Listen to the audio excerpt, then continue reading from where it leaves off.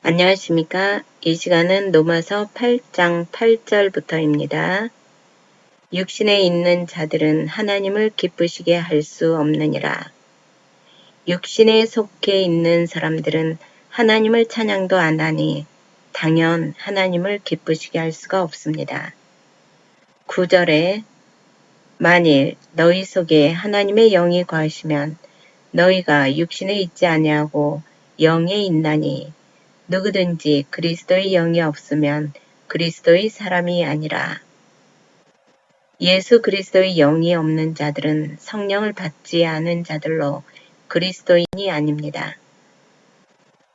그럼 성령을 받은 증거는 무엇인가요? 방언을 한다. 꿈을 통해 계시를 받았다. 하나님의 음성을 들었다고 하면서 성령을 받은 증거라고 하는 사람들이 있습니다. 그러나 성령을 받은 올바른 증거는 그리스도가 나의 주인입니다. 라고 신앙 고백을 하는 것입니다. 예수를 믿는다는 것은 부활을 믿는다는 것입니다. 육신을 벗으면 영원한 부활로 들어가는 것이 믿어져야 합니다. 그리스도의 모든 직분, 선지직, 제사직, 왕직, 성전, 제물, 모든 것을 그리스도께서 다 이루셨습니다. 라고 믿어지고 신앙 고백이 되어져야 합니다. 제자들이 주여 우리가 어떻게 하여야 주의 일을 하는 것입니까? 라고 물었을 때 나를 믿는 것이 하나님의 일이다 라고 말씀하셨습니다. 예수가 그리스도다 라고 믿는 것이 하나님의 일을 하는 것입니다. 하나님께서는 그 믿음만 주시고 다른 것은 주시지 않습니다. 성령이 오게 되면 거듭났기 때문에 내가 주인이 아니고 그리스도가 주인입니다. 라고 믿어지는 것이 성령을 받은 것입니다. 하나님의 일은 하나님의 영이 알듯이 그 영이 우리에게 오지 않으면 하나님의 일을 알 수가 없습니다. 신약 계시가 완성된 이후에는 하나님의 일을 다 보여졌기 때문에 더 이상 계시는 있을 수 없고 말씀을 통해서 하나님의 일을 발견하고 깨달을 수 있습니다. 성경 속에서만 하나님의 비밀을 깨닫는 것입니다. 그러나 사도 바울이 기록한 성경을 우리가 읽음으로 하나님의 비밀은 다 오픈되었고 더 이상 비밀이 아닙니다. 너희도 그리스도의 비밀을 알리라 라고 사도 바울이 기록한 것처럼 비밀을 오픈한 성경을 읽음으로써 우리도 하나님의 비밀을 알게 되는 것입니다. 10절에 또 그리스도께서 너희 안에 계시면 몸은 죄로 말미암아 죽은 것이나 영은 의로 말미암아 살아있는 것이니라.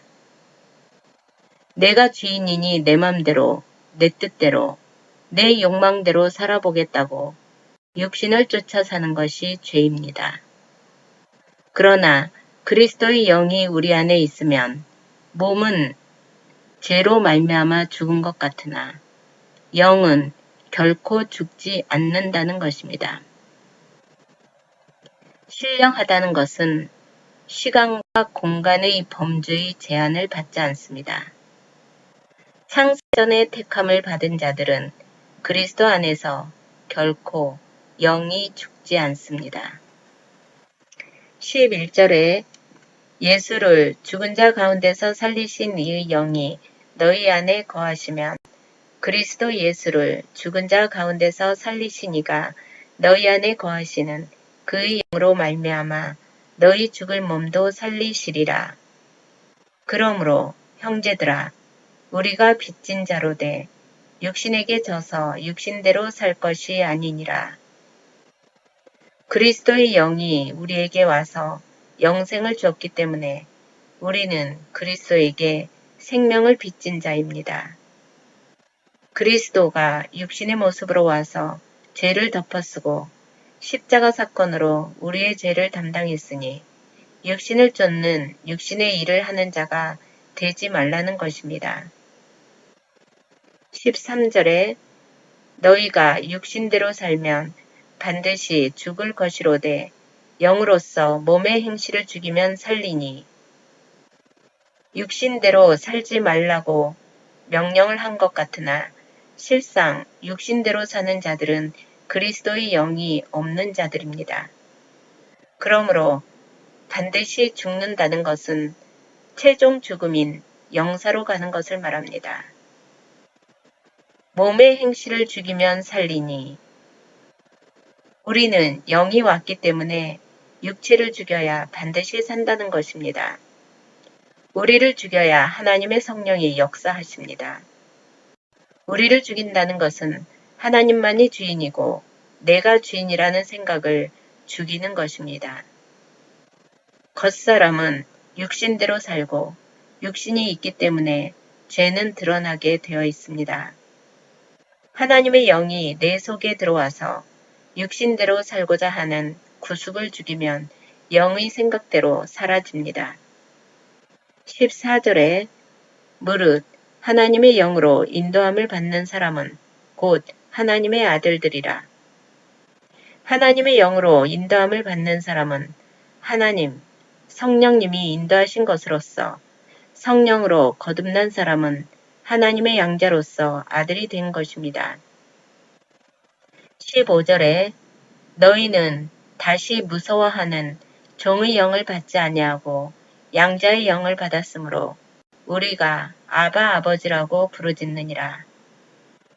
종의 영을 받았다는 것은 마귀의 영을 받은 불택자를 뜻하고 양자의 영을 받았다는 것은 성령을 받은 사람으로서 하나님의 아들이 되었기 때문에 하나님을 아바 아버지라 자신있고 당당하게 부를 수 있습니다.